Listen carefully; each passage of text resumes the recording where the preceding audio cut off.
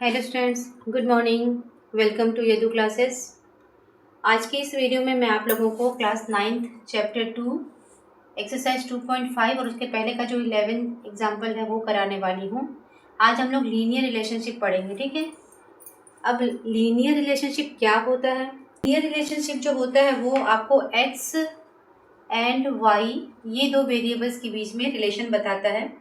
Generally इसको हम लोग y is equal to a x plus b इस फॉर्म में लिखते हैं। यही है आपका रिलेशनशिप, ठीक।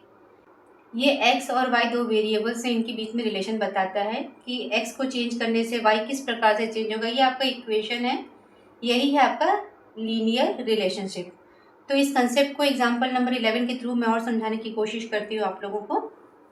ये आपका एग्जाम्पल नंबर 11, इसमें क्या दिया गया देखिए। A telecom company charges a fix monthly fee and an additional cost per GB of internet data, ठीक है। एक फिक्स्ड मंथली फ़ी है और additional cost per GB of internet data, ये दो चीज़ें हैं। एक स्टूडेंट देखती है कि जब वो 10 जीबी डेटा यूज़ कर रही है तो उसका बिल आ जा रहा है 350 रुपीज़, ठीक। कितना है? जब 10 जीबी डेटा यूज़ कर रही है तो बिल कितना आ रहा है? 350। और जब 20 जीबी डेटा यूज़ कर रही है तो उसका बिल कितना आ जा रहा है? 550। यदि मंथली बिल है वाई, ठीक, वाई आपका दिया गया टोटल मंथली बिल, वो डिपेंड कर रहा है कितना डेटा यूज़ हुआ उसके ऊपर में। तो ये आपको रिलेशनशिप दिया गया है y is equal to a x plus b, यही है आपका लीनियर रिलेशनशिप। हम लोग को a और b का वैल्यू निकालना है। अब इसमें a क्या है और b क्या है? लेट a क्या है? An additional cost per GB, ठीक है। तो let a be the additional cost per GB and B be the fixed monthly fee।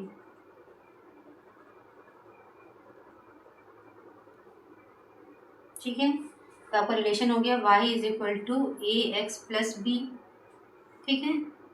a क्या है आपका? एडिशनल कॉस्ट पर जीबी और x क्या है? नंबर ऑफ जीबी, ठीक है। ये दोनों का प्रोडक्ट करेंगे और आपको y दिया गया total monthly cost, y is equal to a x plus b है। b आपका फिक्स मंथली फी है। तो एक स्टूडेंट ऑब्जर्व कर रही है कि जब 10 जीबी डेटा यूज़ कर रही है वो, तो उसका बिल आ रहा है 350। मतलब when x is equal to 10 GB, y is equal to 350 rupees. ये वो ऑब्जर्व कर रही स्टूडेंट। तो इसका रिलेशन कैसे बन जाएगा? 10a plus b is equal to 350। ये आपका बन गया पहला इक्वेशन। फिर सेकंड में वो देख रही है कि जब वो डेटा कितना यूज़ कर रही है 20 जीबी, तो उसका बिल कितना आ रहा है? y is equal to 550 rupees है। यहाँ आपको दिया गया 550। तो ये रिलेशन कैसे बनेगा? 20a plus b is equal to 550, ठीक है। ये इक्वेशन नंबर 2 बना। एक बार और मैं समझा रही हूँ। 10 जीबी डेटा यूज़ कर रही है तो बिल 350 है। मतलब जब x का वैल्यू 10 है तो y का वैल्यू 350 है। तो ये y है आपका, ये 350। a x की जगह में आप 10 रखिएगा, साथ में b, ये आपका हो गया b। ये पहला इक्वेशन बना। मतलब y की जगह कितना रखेंगे? 350। x की जगह में क्या रखेंगे? 10। और a और b अपनी जगह पर रहेगा तो आपका इक्वेशन बन जाएगा 10a plus b is equal to 350। Second time वो देख रही है कि जब डेटा 20 जीबी यूज़ कर रही है तो उसका बिल कितना आ रहा है? 550 रुपीज़ आ रहा है। तो जब x 20 जीबी है तो y कितना आया? 550 रुपीज़। जहाँ पर x है वहाँ पे 20 लिखिए और जहाँ पे y है वहाँ पे 550। तो आपका इक्वेशन ये बन जाएगा, ठीक है। ये तो इक्वेशन जो है वो बहुत इंपॉर्टेंट है, इसी से ही हम लोग आगे सॉल्व करेंगे, ठीक है। तो स्पेस नहीं होने की वजह से मैं आप लोगों का ये क्वेश्चन को इरेज कर रही हूँ, ठीक है।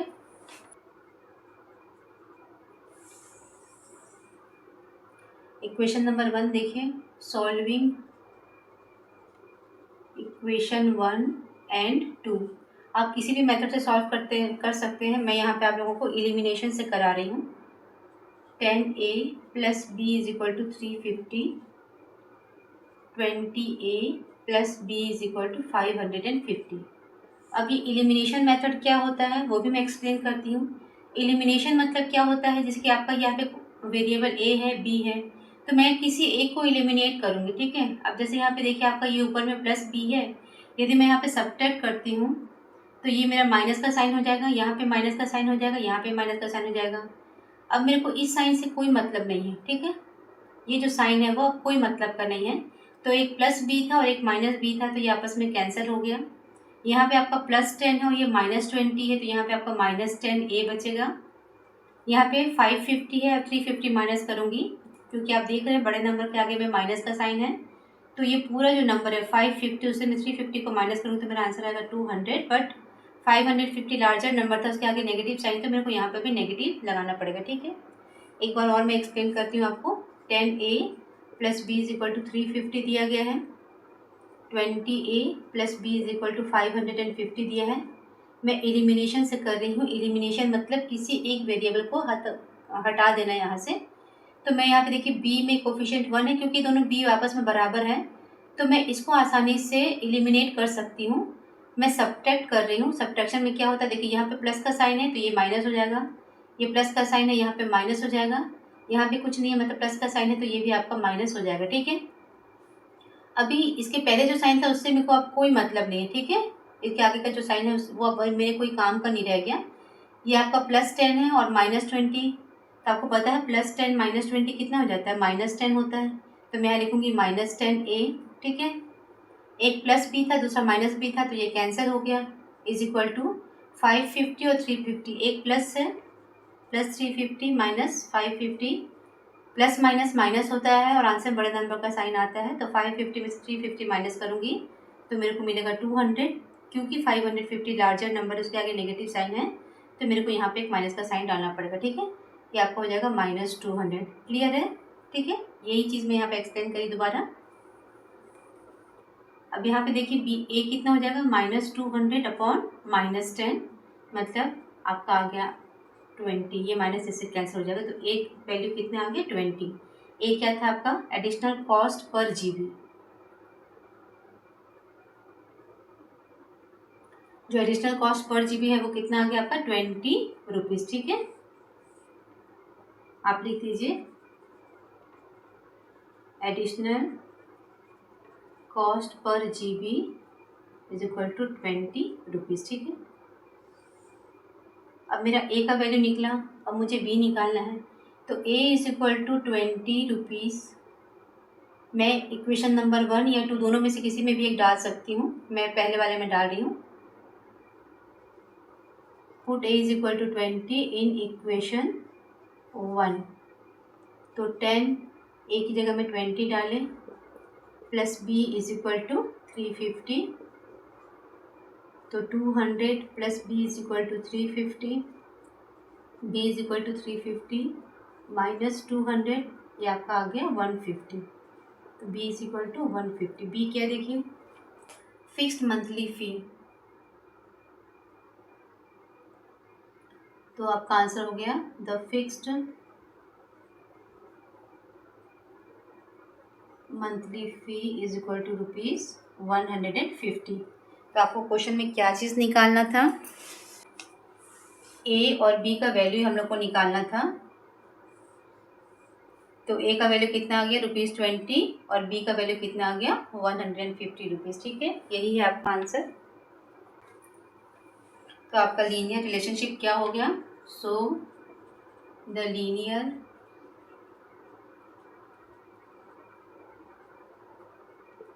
रिलेशनशिप y = ax + b में हम लोग क्या करेंगे, a और b का वैल्यू रख देंगे। तो y = 20x + 150, यही है आपका लीनियर रिलेशनशिप, ठीक है। ये आपका क्वेश्चन नंबर 1 है, एक्सरसाइज 2.5 का। इसमें देखिए क्या दिया गया है, a learning platform charges a fixed monthly fee. एक फिक्स मंथली फ़ी है और एक एडिशनल कॉस्ट पर डिजिटल लर्निंग मॉड्यूल, ठीक है। तो एडिशनल कॉस्ट पर डिजिटल लर्निंग मॉड्यूल और फिक्स मंथली फ़ी, इन दोनों के बारे में रिलेशन बता रहा है, ठीक है ना। ये दोनों के बारे में रिलेशन हम लोग को दिया गया है। एक स्टूडेंट देख रही है कि जब वो 10 मॉड्यूल्स को एक्सेस करती है तो उसका जो बिल होता है वो 400 रुपीज़ आता है, और जब वो 14 मॉड्यूल को एक्सेस करती है तो उसका बिल कितना आता है, 500 रुपीज़, ठीक। If the monthly bill Y depends on number of module accessed, तो y जो है वो x पर डिपेंड कर रहा है, तो आपका रिलेशन क्या बन गया, y is equal to a x plus b. यही है आपका लीनियर रिलेशनशिप। ठीक है, तो सॉल्व करते हैं इसमें। y is equal to a x plus b, इस रिलेशनशिप में y आपको क्या दिया गया है, बिल, मंथली बिल, और x क्या है आपका, नंबर ऑफ मॉड्यूल एक्सेस्ड। ठीक है, नंबर ऑफ मॉड्यूल्स एक्सेस्ड, ये आपको दिया गया है x। अभी charges a fixed monthly fee और एडिशनल कॉस्ट पर digital learning, let A B the additional cost पर learning module and B the fixed monthly fee. ठीक है, ये मेरा इस रिलेशनशिप में जो टर्म्स है वो क्या क्या बता रहे हैं वो यहाँ पे मैंने लिखा है। अब एक स्टूडेंट क्या देख रही है कि जब वो 10 मॉड्यूल्स को एक्सेस कर रही है तो उसका बिल कितना आ रहा, 400। मीन्स जब x इज इक्वल टू 10 है तो y कितना आ रहा है, 400। तो इस वैल्यू के हिसाब से आपका जो इक्वेशन बनेगा वो क्या बनेगा, 10a plus b is equal to 400। ये आपका आ गया पहला इक्वेशन।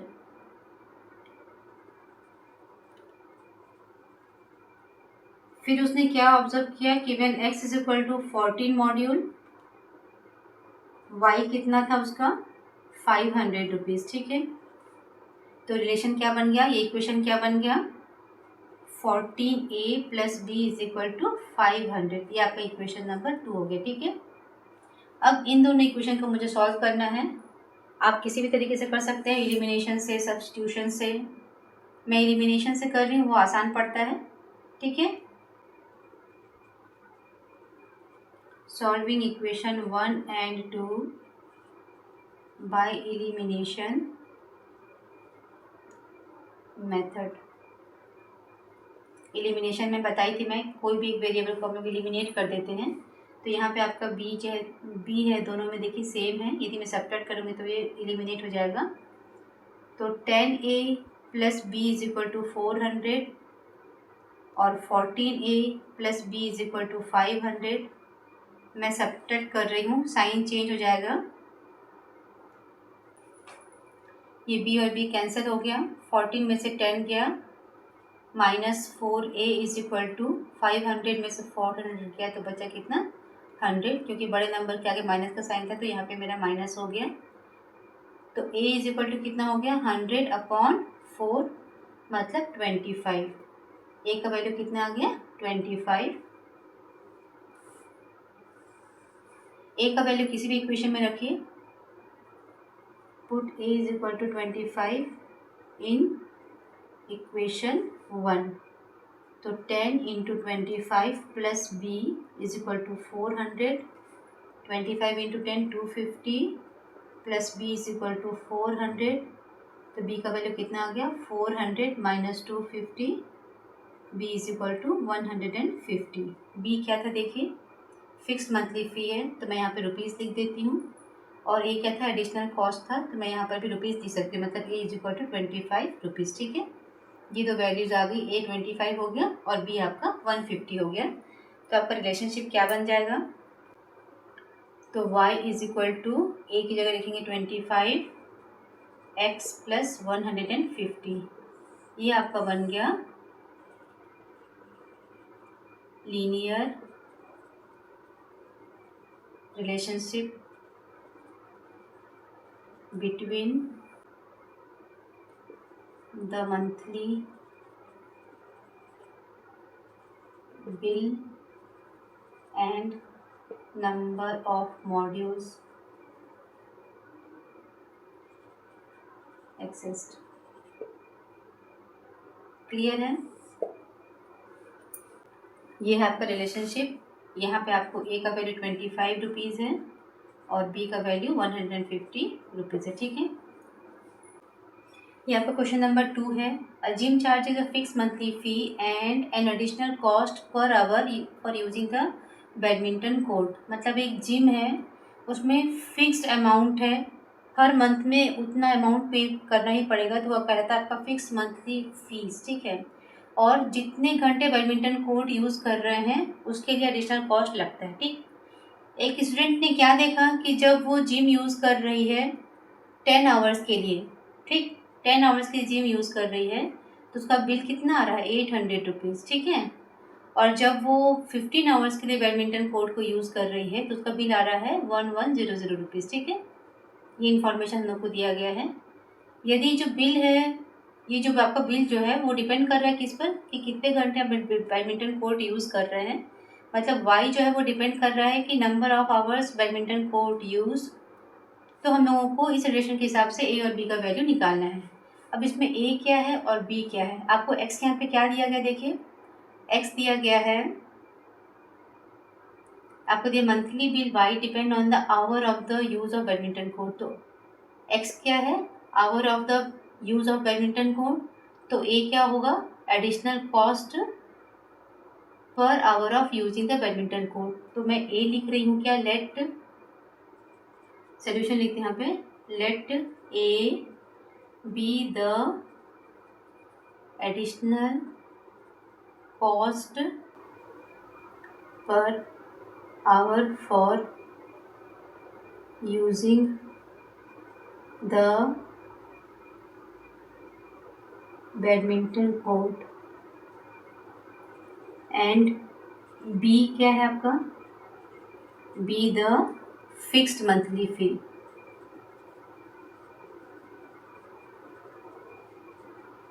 ठीक है, यहाँ तक समझ में आया। अब हम लोग इक्वेशन बना लेते हैं। आपको दिया गया है कि जब x is equal to 10 hour है तो y कितना है, 800 रुपीज़ है। तो इसके हिसाब से आपका इक्वेशन क्या बन जाएगा, a into 10 plus b is equal to 800, ठीक है। मतलब 10a plus b is equal to 800, ये आपका बना पहला इक्वेशन। जब x is equal to 15 hour है तो बिल कितना है 1100। तो आपका इक्वेशन क्या बन जाएगा, यहाँ पे मैं लिख देती हूँ 15a plus b is equal to 1100, ठीक है। ये आपका इक्वेशन नंबर 2 हो गया। अब इक्वेशन नंबर 1 और 2 को हम लोग सॉल्व करते हैं। सॉल्विंग इक्वेशन 1 एंड 2, एलिमिनेशन से ही करा रही हूँ मैं। 10a plus b is equal to 800, 15a plus b is equal to 1100। Subtract कर देते हैं, ये माइनस का साइन हो गया, ये प्लस का माइनस हो गया, ये प्लस का माइनस हो गया। 15 में से 10 गया, -5a, ये कैंसिल हो गया। 11 में से 8 गया, 300, क्योंकि 1100 बड़ा नंबर है, माइनस का साइन है तो यहाँ भी माइनस लगेगा। तो a is equal to 300/5, negative cancel कर दिए, 5 6 30 मतलब 60। तो a का वैल्यू कितना आ गया, 60। अब ये क्या है, एडिशनल कॉस्ट पर आवर, तो ये भी आपका रुपीज़ में निकलेगा, ठीक है। अभी a का वैल्यू मैं इक्वेशन नंबर 1 में रख देती हूँ। a is equal to 60 in equation 1। तो 10 a की जगह 60 plus b is equal to 800, तो 600 plus b is equal to 800, तो b कितना हो गया, 800 माइनस 600, ये आपका आ गया 200। b क्या है देखिए, फिक्स मंथली फी, ये भी आपका रुपीज़ में हो गया। b का वैल्यू कितना आ गया, 200 रुपीज़, ठीक है। तो आपका रिलेशन क्या बन जाएगा, y is equal to 60x plus 200, ये है आपका रिलेशन, ठीक है। ये आपका क्वेश्चन नंबर 3 है। Consider the relationship between temperature measured in degree Celsius and degree Fahrenheit which is given by degree Celsius is equal to a degree Fahrenheit plus b। जो relationship है वो क्या दिया गया है, degree Celsius is equal to a degree Fahrenheit plus b, ये आपका relation दिया गया, ठीक। फाइंड ए एंड बी, मतलब ए और बी का वैल्यू निकालना है। Given that ice melts at 0 degree Celsius, मतलब 0 डिग्री सेल्सियस और 32 डिग्री फ़ारेनहाइट। मतलब आपको ये दिया गया है कि जब सेल्सियस की वैल्यू 0 डिग्री है तो फ़ारेनहाइट की वैल्यू कितनी हो जाएगी, 32। तो इस हिसाब से आपका जो रिलेशन बनेगा या इक्वेशन बनेगा वो ऐसा बनेगा, 0 is equal to a into 32 plus b, मतलब 32a plus b is equal to 0। ये आपका बना पहला equation.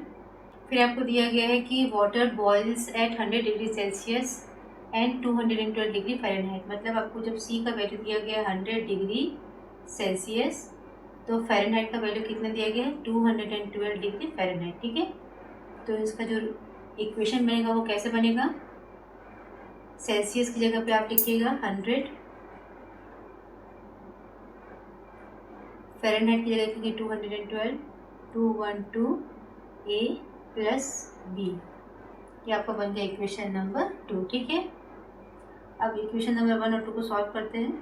Solving equation 1 and 2, 32a plus b is equal to 0 और 212a plus b is equal to 100। Minus करते हैं, ये कट गया। 212 में से 32 माइनस करेंगे, minus 180 a is equal to minus 100। ये कट जाएगा, इससे a की जगह हो जाएगा आपका 100/180। ये कट गया, 2 5 जा 10, 2 9 जा 18, मतलब a इज इक्वल टू 5/9। ये आपका आ गया। ठीक है, अभी put a is equal to 5/9 in equation 1, तो 32 into 5/9 plus b is equal to 0 और b is equal to minus 32 into 5/9 minus 160/9। ये आपका निकल गया b का value. b is equal to क्या हो जाएगा, माइनस 160/9। ठीक है, यदि इस रिलेशनशिप में आपको रखना है तो ऐसे रख सकते हैं, degree Celsius is equal to 5/9